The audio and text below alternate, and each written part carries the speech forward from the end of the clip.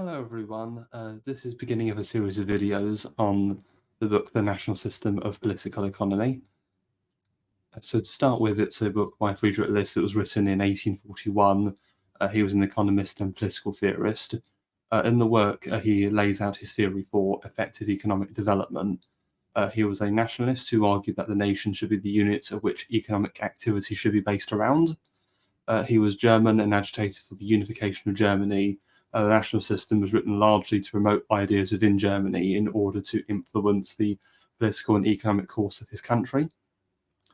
So he argued that to ensure prosperity, states must enact protectionist trade policies, while also encouraging the development of agriculture, manufacturing, and commercial power. He is extremely critical of the classical school of economics. He's especially scathing towards the work of Adam Smith and Jean-Baptiste Say. The book is divided into 4 sections. They are the history, the theory, the systems, and the politics. In this first video, we'll just look at the history. So to start with, he looks at the Italians. And so Italy was in a strong economic position despite the collapse of the Roman Empire, as it was able to maintain a degree of the civilization and culture from before.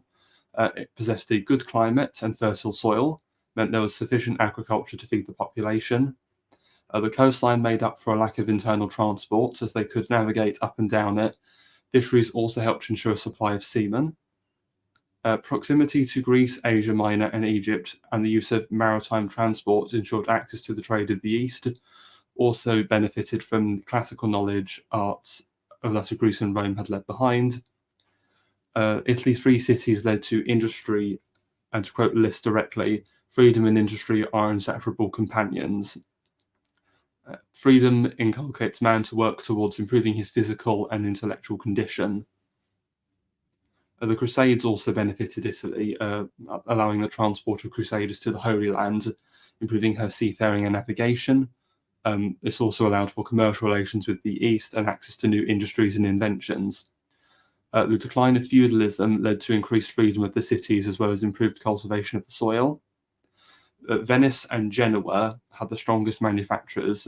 After that came Florence, who had a money exchange business. Also, strong silk and woolen manufactures were established by the 12th and 13th centuries. The guilds of these industries took part in government and constituted the Republic. The woolen industry had 200 manufactories, which produced 80,000 pieces of cloth annually. Raw material imported from Spain, France, Belgium, and Germany was worth 300,000 gulden, or 50 million francs in 1841. After being processed in Florence, it was exported to the Levant. Florence also conducted the banking of the whole of Italy and had 80 establishments. The annual revenue of the Florentine government was 300,000 gulden, more than Naples and Aragon of that period, and of England and Ireland under Elizabeth I.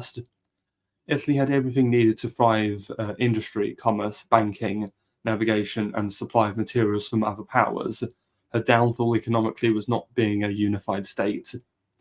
Italian powers did not act in consort, but waged war and schemed against one another. Foreign powers exploited the situation. The Catholic Church also had a bad influence, as divided the Italians into 2 hostile camps, that of the Guelph and the Ghibelline. Maritime powers in Italy were constantly eclipsing each other, first Amalfi by Pisa, Pisa by Genoa, and then Genoa by Venice. A coalition of Italian states could have preserved Italian economic power in the Mediterranean, contained the Ottoman Turks, and contested the Portuguese, as well as defended the country from foreign powers. An attempt at a pan-Italian coalition was made in 1526, however this was only lukewarm, and treachery between the members led to the fall of Milan and Florence. This was the downfall of Italian commerce and industry. This largely blames this on the policies of the Emperor Charles V, as he disencouraged in Italy as well as in Spain and the Netherlands the practice of nobility engaging in manufacture and commerce. Venice's attempts at being a nation alone were sufficient to conquer peripheral territories in Greece and the Black Sea. However, they were weakened by every conquest and couldn't stand up to larger states. Venice had a heroic and patriotic aristocracy, which gave it the needed vitality. However, they became despotic and this led to decline. Venice tried to discover everything for itself, and if they didn't, they persisted in their old ways, such as not utilizing the routes around Africa to the east. Modern commercial and manufacturing nations are essentially an enlarged Venice, with its customs duties, navigation laws, and trade being carried out by the native ships and crews. Venice's decline had been blamed on their protectionist policy. Free trade helped her rise to a position of wealth, however, protectionism was necessary to conserve what she had gained. However, she persisted in protectionism for too long, and this prevented her from expanding her commercial power. There is a conflation between freedom of internal trade and freedom of international trade. The former is to be encouraged, the latter requires protective measures.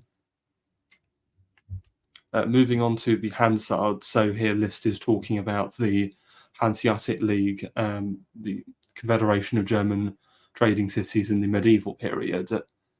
So Emperor Henry I, the Holy Roman Emperor, founded new cities in Germany.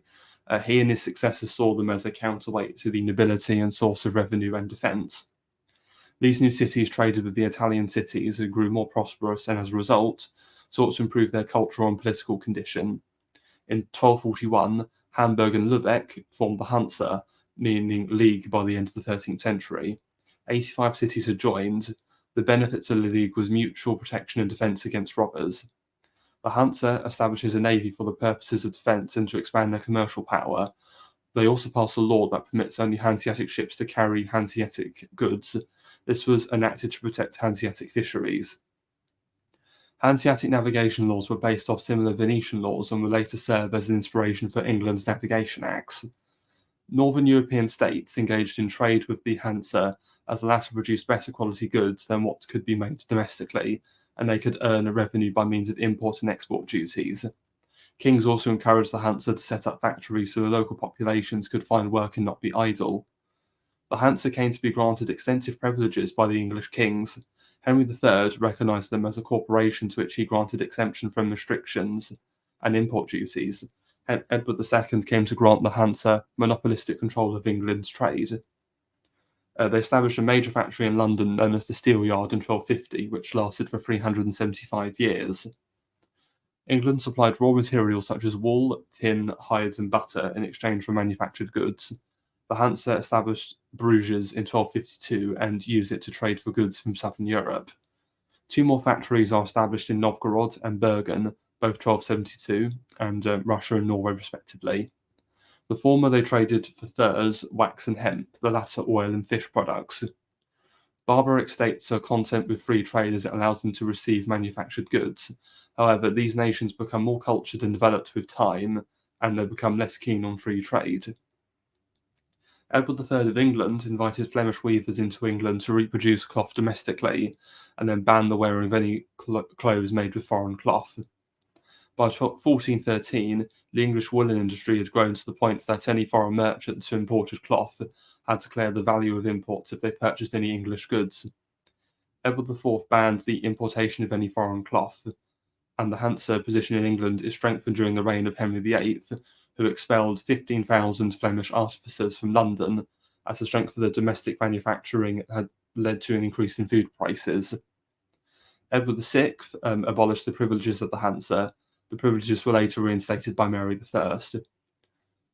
Later on, the Hansa complained to Elizabeth I about their treatment. She suspends further trading privileges, and English merchants establish dominance over all trade. The Hansa retaliates by lobbying the Holy Roman Emperor to ban English merchants from operating in the empire. Elizabeth confiscated 60 Hanseatic vessels who were trading with the Spanish. She plans to return them, but when it hears that the Hansa have done, she does not return them. The Hansa decline and they dissolve in 1630. Denmark and Sweden placed restrictions on the Hansa's ability to trade. England and the Netherlands supplanted them as traders. The Teutonic Order, allies of the League, had declined and then dissolved. Russia operated their trade through an English company. The route round the Cape of Good Hope was also to their disadvantage. The Hansa were the bane of pirates, but their decline allowed piracy to flourish, as encouraged by the Dutch and Barbary states. The League ultimately failed as it was not a national effort and it lacked a unified political structure. They didn't develop domestic agriculture and manufacturing capability, but through their trade encouraged the development of other nations. Despite their commercial power, the Hansa had effectively nothing when they were banned from operating in foreign nations. The Hansa couldn't levy their influence into effective political power in Germany. This could have been used to contest the power of the aristocracy and created a unified political entity. It is claimed England's position of strength was due to her commercial policy. This is false. England is dominant in spite of her commercial policy, not because of it. The promotion and protection of native agricultural and manufacturing power and equitable domestic and foreign trade is where their strength lies. Laissez-faire would have left English trade being dominated by the Hansa and weak agricultural and manufacturing power. Next, we have the Netherlanders. So for this segment, a list is referring to what we call the Low Countries, so that of modern-day Netherlands, Belgium, and Luxembourg. The first two were favoured by good agriculture and manufacturers. The third had good agriculture and commerce. The Netherlands had good sea and river navigation, which helped facilitate farming and the growth of towns. The Counts of Flanders had encouraged commercial relations between the countryside and the cities, which led to the expansion of cattle and sheep farming and the production of flax and hemp. Flanders encouraged foreign artificers to set up a domestic wool-weaving industry. The Netherlands had a national industry through the trade between Holland and Flanders and the latter's manufacturing strength. Flanders adopted free trade because no one could compete with them economically, so it was to their benefit. Brabant eventually took over from Flanders as the latter stopped granting them trade concessions. Holland overtook the Hanse in trade because their natural location being coastal and nearby to the manufacturing strength of Belgium and access to the Rhine for trade. Any country that is watered by a river is a good location for commerce. Peter Bockel's invention of the bockling process for sourcing herrings led to preferential prices for the Dutch fish. The union of the Netherlands under the Crown of Burgundy partly gave them a national state. List then makes a statement critical of Charles V, and I will read this in full because it's really something to be heard. Had Charles V cast away from him the crown of Spain as a man casts away a burdensome stone which threatens to drag him down a precipice, how different would it have been had the destiny of the Dutch and German peoples, as ruler of the United Netherlands and Emperor of Germany, and as head of the Reformation, Charles possessed all of the requisite means, both material and intellectual, for establishing the mightiest industrial and commercial empire, the greatest military and naval power which had ever existed, a maritime power which would have united under one flag all the shipping from Dunkirk as far as Riga. Charles V and Philip II, in this view, Hispanicized the Netherlands. The northern provinces won their freedom, and the southern provinces suffered economically, and manufacturers moved into the northern provinces, England and Saxony. The Netherlands had a heroic spirit at sea, which let them privateer against the Spanish and take colonies from the Portuguese. The Netherlands were greater than England in terms of trade, navigation, and colonies, certainly at their height in the 17th century. Though England came to overtake the Dutch as they had a larger national state, and the Navigations Act established by England in the 17th century helped England achieve this. France came to overtake the Netherlands as they were able to expand their economic influence over Spain after the Bourbon dynasty took over. Holland managed to increase her economic power after she entered the union with Belgium, but fell behind after Belgium became independent in the 1830s. Holland may fare better if she were to enter into a German Zollverein. Next, we have what is the longest segment of this part of the book, where List talks about the history of English agriculture and manufacturing, especially focusing on the English wool trade. Sheep breeding and woolen manufacture were the origin of England's industrial and commercial strength. Sheep breeding increased with foreign trade, and by the early 14th century, sheep were the most numerous domestic animal. The economic utility of sheep gave the English aristocracy an interest in economic development, unlike their continental counterparts. Most estates had 10,000 to 24,000 sheep.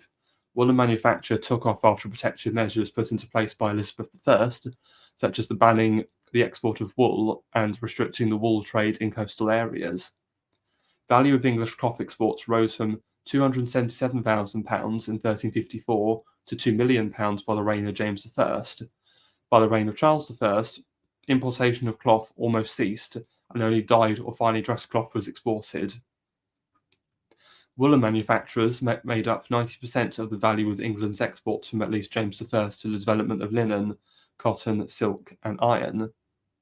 Woolen manufacture drove the Hansa out of Russia, Sweden, Norway, and Denmark, established trade with the Levant, East and West Indies. All trade also allowed the rise of coal mining and fish trade, which in turn solidified naval power and resulted in the passing of the Navigation Acts. Elizabeth I encouraged metalwork and mining by banning import of related goods and bringing over German experts to establish a domestic industry. Shipbuilding industries facilitated by importing timber from the Baltic and exporting other goods in exchange. Protestant artificers fleeing Philip II of Spain and Louis XIV of France helped establish industrial and manufacturing capital. They led to the production of hats, linen, glass, paper, silk, clocks, and watches. Then there was a direct quote from Liszt as he states that the island kingdom borrowed from every country of the continent its skill in special branches of industry and planted them on English soil under the protection of her customs system. The English nurtured their nascent industries over several generations until they were strong. George I in 1721, opening a parliament, stated the following: "It is evident that nothing so much contributes to promote the public well-being as the exportation of manufactured goods and the importation of foreign raw materials." This has been English commercial policy from Elizabeth until 1841. Other theorists have claimed that England's economic development is in spite of this rather than because of it. Development of a maritime marine enabled England to take over the Dutch. Navigation Acts prevented Dutch trade beyond the English Channel, and their trade in the North Sea and the Baltic suffered. English trade doubled in the 28 years after the passing of the Navigation Acts. The main results of the Navigation Acts were the expansion of trade with Germany and Belgium, increase in the contraband trade with Spain and Portugal, a great increase in the herring and whale fisheries, the conquest of Jamaica, which led to English dominance of the sugar trade, the Methuen Treaty of 1703, which prohibited the Dutch and Germany from trading with Portugal, and submitted Portugal to English economic and political influence and helped Britain expand her trade into Asia. The Methuen Treaty was ultimately good for England as it was exporting manufactured goods to Portugal and exporting agricultural produce from Portugal. Adam Smith and Jean-Baptiste Say argue that England should import cheap manufactured goods as more expensive to produce them. Contrary case is the theory of the powers of production. The English ministry pursued manufacturing power, which is more costly but more enduring. Adam Smith was critical of the Navigation Acts. In his view, they were good politically but bad economically. Say said France should allow foreign sailors to catch fish. Both are committed to free trade. Free trade is only beneficial for countries economically underdeveloped, but should be dispensed with once enough advancement has been achieved. And to quote from Liszt again, "Power is more important than wealth. And why? Simply because national power is a dynamic force by which new productive resources are opened out, and because the forces of production are the tree on which wealth grows, and because the tree which bears the fruit is of greater value than the fruit itself." Britain controlled most of the seas. The navy is stronger in fighting strength than all of its rivals combined. And also by this point, the cloth production had risen to tenfold to £44.5 million since James I. The cotton industry, only established in the 18th century, had exceeded £52.5 million. Linen production was on the rise at £15.5 million. Iron and steel had risen dramatically since the 14th century, £31.5 million, as well as coal and other minerals, £34 million. Britain's silk industry in 1841 was worth £13.5 million, which was greater than all the Italian republics in the Middle Ages. Other industries, such as glass, china, and stoneware, were valued £11.5 million, copper and brass, £4.5 million, paper, books, colours, and furniture, £14 million, and leather goods, £16 million. Beer and spirituous liquors, £47 million. Entire manufacturing value of Britain was totaled at £259.5 million. Agricultural production was totaled at £539.5 million. Britain's dominance of science also spurred her manufacturing dominance, with her patent laws enabling new discoveries. Manufacturing power also rested on good internal transport. £118 million invested in roads, canals, and railways. Strong agricultural and manufacturing power is needed to reap the benefits of internal transport. To quote from List again, it must be admitted, too, that the enormous producing capacity and the great wealth of England are not the effect solely of national power and individual love of gain. The people's innate love of liberty and of justice, the energy, the religious and moral character of the people have a share in it. The constitution of the country, its institutions, the wisdom and power of the government and of the aristocracy have a share in it. The geographical position, the fortunes of the country, may, nay, even good luck, have a share in it. Material and moral forces influence each other in a pattern of action and reaction. If one is supported, the other will too flourish. If neglected, both will suffer. List asserts trial by jury as the reason for English liberty and civilization. England prospered while France and Germany suffered war and despotism. List blames Germany's economic stagnation compared to England on its geography and bad luck. The English aristocracy was suited towards the national interest and meritocratic, as well as allowing talented members of the lower orders a degree of influence. England had also benefited from its geography. It prospered in isolation from the continent. And to quote List further, the undisturbed consummation of the Reformation and for the secularization of ecclesiastical property, which proved so beneficial to her industry. Continental Europe was economically less developed, as constant war and devastation. England enjoyed long periods of peace at home, and its industries benefited from English involvement in foreign wars. And one further quote from List, the industry of the continental nations has ever suffered more from the English as allies than from the English as enemies.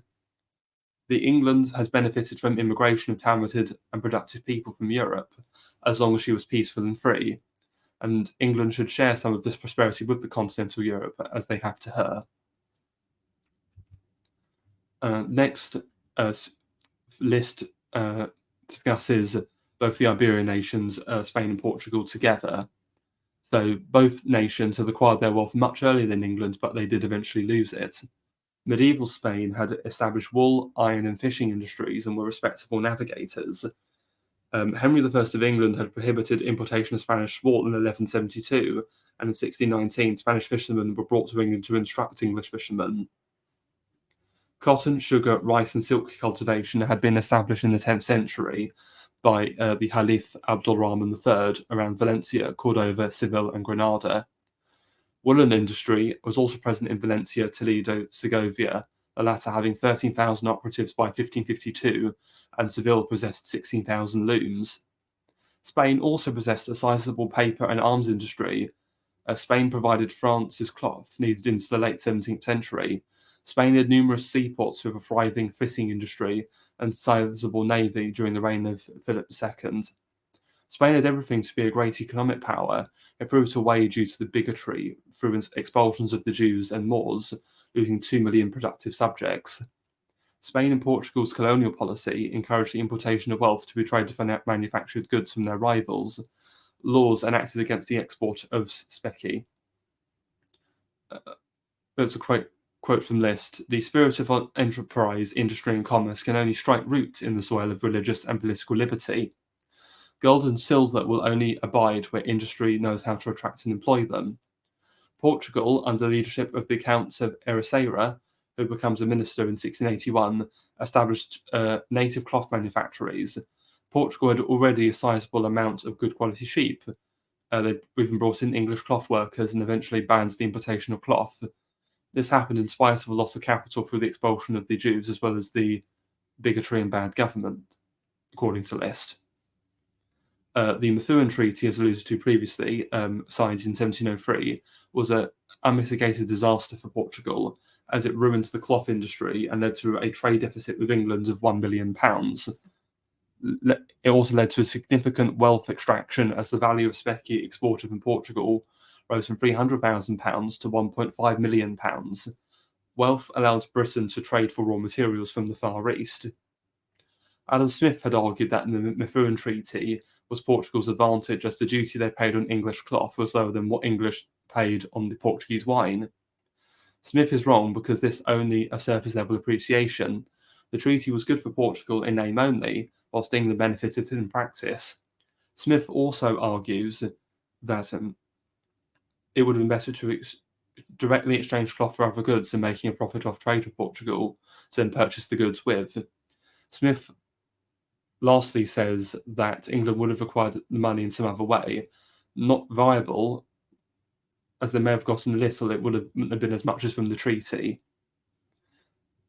The Marquis de Pombal, the First Minister of Portugal in the mid-18th century, managed to promote industry a little bit, and the Bourbons in Spain applied a Colbertine economic policy, which helped but was insufficient.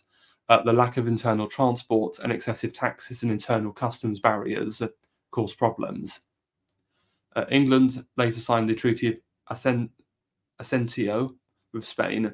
England could import slaves to Spanish America, and a ship could visit Portobello once a year, in which England used to smuggle goods into the country. For the next chapter, Liszt surveys French economic history. So France benefited from Roman rule, however this was laid waste by the Franks. The Catholic Church, who would later prove to be a barrier to civilization, helped develop a strong agriculture. The monasteries did not feud with the nobles, nor did they call their subjects for military service. The creation of guilds by Louis IX and proximity to the Flanders and Italy helped establish an industry. Brittany and Normandy especially provided cloth or exports to England. The Hansa allowed France to export salt and wine. Francis I introduced silk manufacture into southern France. Henry IV favoured silk production as well as glass, linen, and woolens. Cardinals Richelieu and Mazarin also supported the growth of fisheries and the navigation in addition. Spanish gold entered France through trade, and Colbert's tenure as finance minister was a boon. Construction of canals and highways helped agriculture develop. The abolishment of internal customs helped domestic trade. He brought skilled workmen to France and acquired high-quality tools and machinery, prohibited the exportation of corn when there was scarcity, opened up trade with the Northern Europe and the Levant, and expanded France's fisheries. On his death, France had 50,000 looms for woolen production, silk production, and was valued at 50 million francs. And France had a strong mercantile fleet and powerful navy. Colbert's policies were undone by the Edict of Fontainebleau, as many French Protestants emigrated to England, the Netherlands, Switzerland, and Prussia. France was ruining herself while England was progressing thanks to the Glorious Revolution. French economists blamed Colbert for France's economic downturn, wanted free trade. This led to the Treaty of Eden with England in 1786. Later, this was overturned, but it caused much damage to French manufacturing in the short time it was in effect. The Revolutionary and Napoleonic Wars caused France to lose all of her colonies, and the naval strength, the demands of war strengthened French manufacturing. The continental system helped manufacturing of all the countries affected. Napoleon was economically sound, and too many are critical of him. He recognised the combination of agricultural and industrial power. The Bourbon Restoration further led to economic decline as England forced free trade upon France. Next, we have Liszt's evaluation of German economic history. In ancient and medieval Germany, free men and nobles pursued warfare. This left agriculture and industry to the serfs and women. The German nobility wanted land for hunting and not for agriculture. Feuds between the cities and rural areas inhibited commerce and agriculture, which was of a low state, as no protection against banditry or predators. Areas surrounding the Rhine, Elbe, and Danube and the northern coast were prosperous, as proximity to water helped with commerce. Southern Germany was also prosperous due to influence from neighbouring Italy. German economic activity was centred on several confederations: the Hanseatic, the Rhenish, the Swabian, and the Dutch and the Helvetic. The unions were dysfunctional because they prioritised their own interests rather than the countryside. As a result, agriculture was not promoted as rural land separated the cities, so they were divided and there was insufficient stability. Only the Dutch and the Swiss succeeded in incorporating the rural class, as they were compelled to survive. A national state was difficult to achieve because the princes schemed against each other and resisted the creation of a hereditary empire. Emperors could only have national command as a leader in war. Imperial conflict with Italy weakened the Hohenstaufen dynasty, whose downfall destroyed any consolidated power. Any consolidation of hereditary power was only achieved in the periphery with the rise of Prussia and Austria. New discoveries such as the printing press, gunpowder, and routes to India and America, coupled with the Reformation, caused disruption and people focused on religious struggles rather than economic matters. The 30 Years' War devastated everywhere in Germany, the Netherlands, and Switzerland, the latter two of which seceded, and rich territory was lost to France, as well as Germany lost about a third of its population. The failure to have a German monarch of a German nation at the head of the Reformation was the cause of its economic downfall. The introduction of Roman law was also disastrous, as it led to a creation of a class whose men were different from the people in spirit and language. And to quote Liszt, thus we see even to the beginning of the 18th century in Germany, barbarism in literature and language, barbarism in legislation, state administration of justice, barbarism in agriculture, decline of industry, and of all trade upon a large scale, want of unity and a force in national cohesion, powerlessness and weakness on all hands in dealing with foreign nations. Germans love industry, order, thrift, and moderation. They have perseverance and endurance in research and business, a natural measure of morality, prudence, and circumspection. Both the rulers and ruled possessed this. Absolute power was moderated when it came to the Enlightenment, reform of abuses, and common welfare. German leaders had used the proceeds of secularized lands to fund education and the arts. German intellectual development led to a growth in the material powers of the production. Different from everywhere else, where the powers of material production led to the development of an intellectual culture. To quote Liszt again, the Germans are in a position of an individual who, having been formerly deprived of the use of his limbs, first learned theoretically the arts of the standing, and of walking, and of eating and drinking, of laughing and weeping, and then only proceeded to put them into practice. The German predilection for the theoretical is why they adopted the teachings of Adam Smith. The Edict of Fontainebleau was a boon to Germany, as Huguenots established manufactures.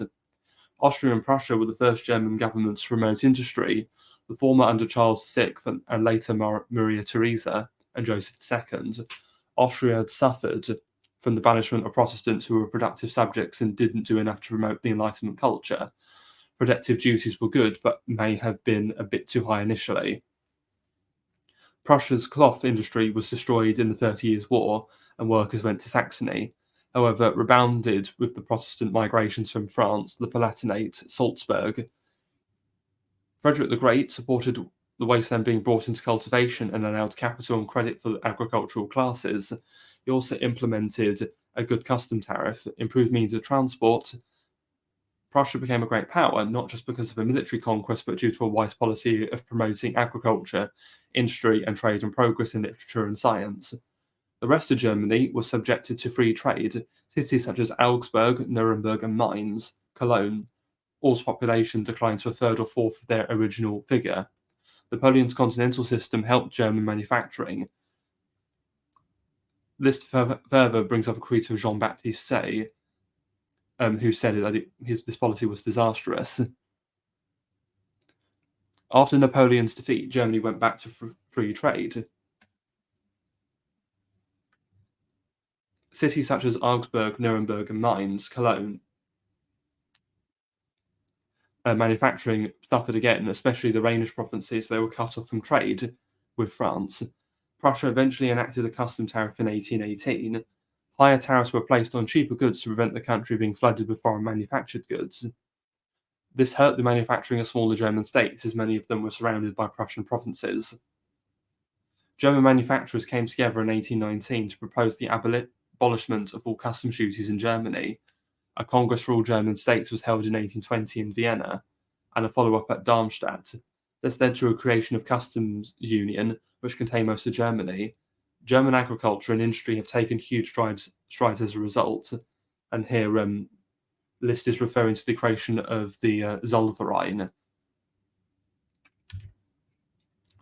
Furthermore, he then goes on to have a very short chapter on the Russians. So, to Liszt, Russia's first development of industry came from trade with Greece, the Hansa, and later the English and the Dutch. Significant economic prosperity has only happened since Peter the Great, largely as a result of Russia having a national state. Only an independent system of trade since 1821. Catherine the Great had invited foreign artisans to help establish iron, glass, and linen industries. Russia was unable to develop manufacturing power as its neighbours' commercial regulations made trade difficult. War and continental blockade also contributed.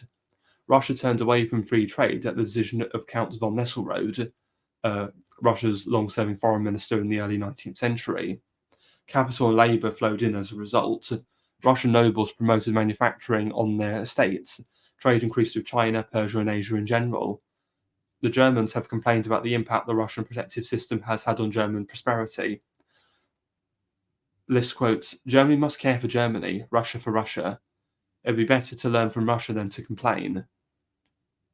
Russia can outcompete England for economic power in the long term, especially in Asia due to the proximity.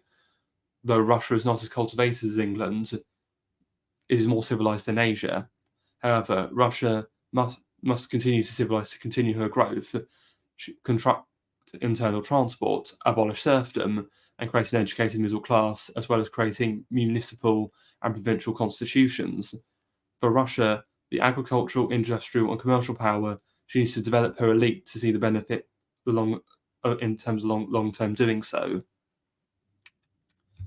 The final area that list looks at is that of North America. To quote him directly, "In the time of our grandchildren, they'll exalt themselves to the rank of the first naval and commercial power in the world." List essentially predicted the industrial rise of the United States in the book. He said that American industry was not allowed to develop initially when it was a colony, despite having the required resources.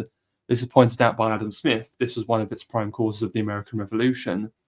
Manufacturing and agricultural prospered during the War of Independence. Slumped afterwards as the initial constitutional settlement meant there was no united commercial policy for all the states. English goods flooded the market and American manufacturers struggled. Once the federal constitution had become established, the situation improved.